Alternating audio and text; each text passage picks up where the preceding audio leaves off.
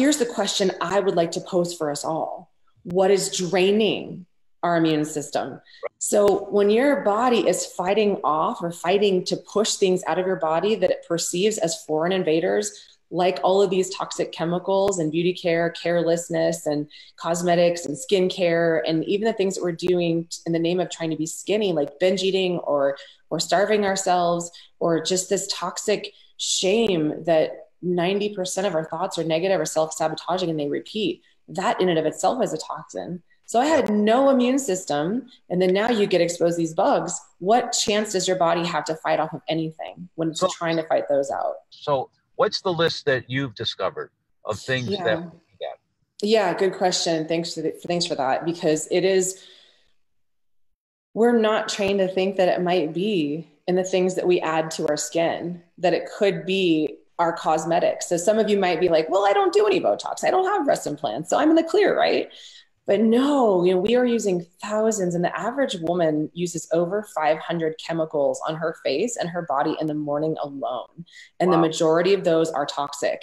Now that's not an exaggeration? 500? No. This is out there, and there's several articles to prove this. And I have all of the links and everything in the event that we're doing. And because I researched this, and I found that there was, some of them said that there was 250, some of them said 500, some of them said 700. So it was like, I took the middle range because there's been several studies on this by the EPA. And we also have the EWG Environmental Working Group that talks openly about this, because our government bodies are not doing a very good job of protecting us from these things. They don't do very adequate studies, which is what I found with breast implants and Botox. There are no long-term studies to prove the safety of these things.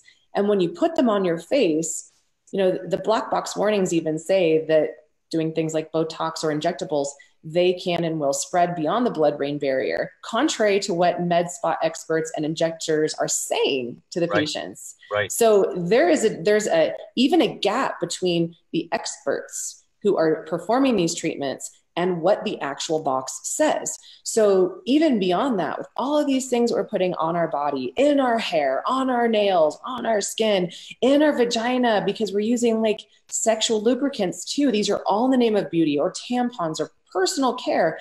We're taking baths with fragrance in our beautiful vaginal walls that have their own level of mucosa and their own microbiome.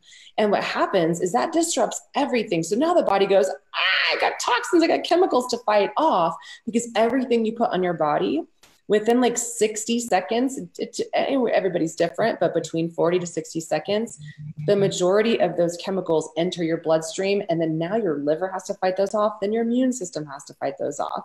So if it's fighting all these things, then it can't fight off the other things like the big viral guns. Many people have heard me say in examples of toxins we're exposed to.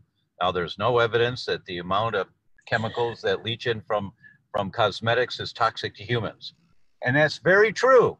There is no evidence that what you put on your face today, or what's in your shampoo that you're breathing, or what you're using for lotions, there's no evidence that that amount of chemicals is toxic to humans. But this stuff accumulates in the body, and it accumulates in your fat cells. And the result is you cross a threshold. Now you get the side effects of these chemicals that the scientists talk about, because they've been accumulating. And that's what everyone has to remember, is that you'll hear your doctor say, no, there's no evidence that this is a problem for people.